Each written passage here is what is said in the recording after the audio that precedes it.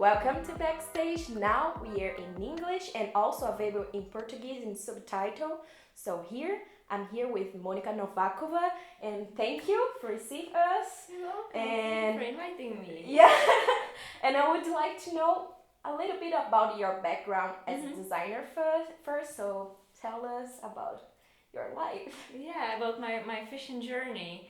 So I come from Czech Republic, where I studied secondary school, which was focused on textile crafts. So I was for 4 years studying fashion design together with embroidery, bobbin lace making, all the textile crafts you can imagine from the past, and I was learning that on the side of the fashion design. So it was always like every semester we're supposed to make some outcome, which was a design clothes together with applied one of the crafts we learned that semester or that half a year. And after this secondary school, I was like having doubts where I want to go, if I want to continue in fashion or maybe try something else. So there was like I did some exams for shoe design or footwear design, also accessory design for glass, for jewelry. But at the end, straight after the secondary school, I've got to restoration of textiles, which was kind of in Czech, it's like you have a diploma after that, and you're a specialist that you can work in some of the restoration offices in the museums. I did it for 1 year, but I just realized that I'm missing the creativity, because it's like you get some very old piece of textile and you need to repair the whole, you need to find a way how to actually treat that. It was amazing experience. I was like, I'm missing the creativity. So then I tried again the exams for fashion design to Liberec, which is also city in Czech Republic, where I studied bachelor. So I continued, and during the studies there, I've got actually to like a more production textile industry. It was more from the textile crafts, which are really the handcrafts. Moved to learning how to do screen print, how to do weaving on the looms, on the hand looms, but also on the big looms, and knitting. And the knitting was actually something that stuck with me from the studies, and then I tried to develop it by my own and try to learn a little bit more about it, because it's always just that one semester. And that development went when I went for studies to Slovakia, to Bratislava, where I studied Academy of Fine Arts. And it was 2 years which were absolutely different than in Czech, that bachelor, because the bachelor was on technical university, so it was very technical, and I learned about all the materials, what can you combine, what cannot combine, how to treat it if you want it to be waterproof, how to do all the tests, how durable the material is with microscope, with all the chemicals. Like it was very deep studies, more technical way.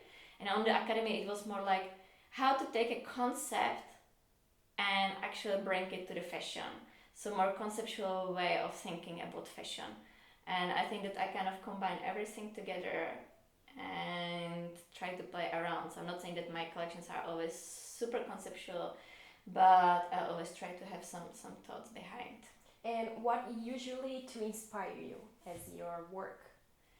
I think that it's everything around. Like, I know that it sounds so, everybody says that, like you, but it was really, like, for example, for this collection, which I did now, what is my first collection under my brand, which I just launched, it was really just playing with the material itself. So I was doing some samples, and I just tried doing stripes, and I didn't want that stripes to be like very something just like very, I don't know, typical. So I tried to play with that, and I found out that, okay, if it's the horizontal way, it plays a little bit different because it stretches. But if it's the vertical way, like you can see on the dresses or on the dress behind you, then it pleats. And it makes lights and shadows. And then I start playing actually with the horizontal, vertical, and diagonal line. So the diagonal line is also in the cuts and in the patterns, and that was actually, but it always comes from different inspirations. One of the collections I did during my studies was inspired by an exhibition I went to visit to London, and it was called Japanese Beauty. It was with all the amazing Japanese designers which you can imagine, Rei Kawakubo, Yamamoto, and I spent there 6 hours on the exhibition. The security guy was still coming around. I think that he was already thinking like, what she's still doing here. Maybe he was thinking that you would like to grab some pieces. Yeah, that maybe I can take some with me. No, I was writing down the stuff and I was drawing the stuff because you couldn't take photos at that time in the museums, and I was just so obsessed with that. And there was this sweater from Novakova, which was big knitted panels, which were kind of laced through, and I was just fascinated by that. And that inspiration I took to the collection which I was doing during studies in Bratislava, during the studies on the academy, where I tried to combine together wool as a fabric and knitted piece of wool, like the woolen knitted piece, which kind of were like always, that knitted part was replacing the part which could be from the fabric and the other way around. So basically I knitted stripes, and that stripes I wove. So I made a fabric from the stripes and I joined that together with that. So the inspiration always comes from something else. And did you have any kind of restriction with material or color during your process to creativity? Isn't it my colors are very earthy colors? So it's like natural colors, natural wool, brownish, beige, khaki, everything what goes more with the natural or like a nature colors. But now, for example, in this collection, that's like a big accent for me, the blue, which was a bit. I just fall in love with that. So sometimes it's just that way. Like you can see the rest is very natural and very light, but the blue is just, I don't know. It just looked very, very nice. So somehow it made it there. Yeah. And why did you decide to move to Berlin and work over here? And that's a good question. Oh. But actually so many people ask that. So after the studies in Bratislava, I didn't felt like starting my own brand, and I wanted to go somewhere to work, to gain more working experiences, I know some internship, I don't know whatever would come. I was actually thinking more of Belgium or Netherlands because I was really fascinated by the fashion for a very long time and I was following that. But then just happened that I came to visit a friend of mine who's actually now already for 5.5 years my boyfriend. Oh.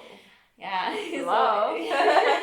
Yeah, it was actually in the lab who brought me to Berlin, but I came to visit him here, and I've never been in Berlin before, the way just like when I was a child, and I fell in love with the vibes here. I saw people being dressed in crazy combinations for me, like coming from Prague where people still dress up a little more tight, like wow, like this skirt together with this and with heels, and she's cycling, amazing. It was August, so everybody was very free and very, it was sunny weekend.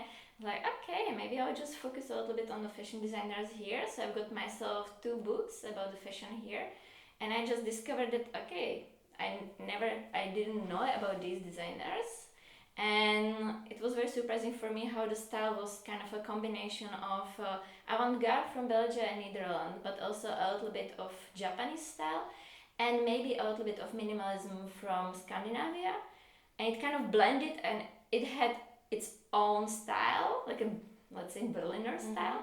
I was like, okay, I like it. Maybe it wouldn't be a bad idea to come here and to try to find an internship here. So it was like it blended everything together, and I just moved here and I started searching for internship. Yeah. Oh, that's nice. And to finish our interview, that it was a pleasure to make it. We always have this question in the channel, and I think all of you get used to it. And if you could come back in time and give yourself advice, a professional one, what it would be?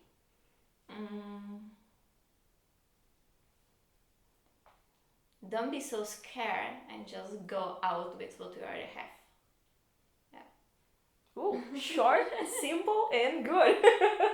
Thank you so much for receiving us here, and keep watching Backstage and subscribe it, please, and give us some likes. Yes, comment here, and if you have any questions, I will keep the contacts from Monika here in the description. And that's it. Thank you so much. Thank you.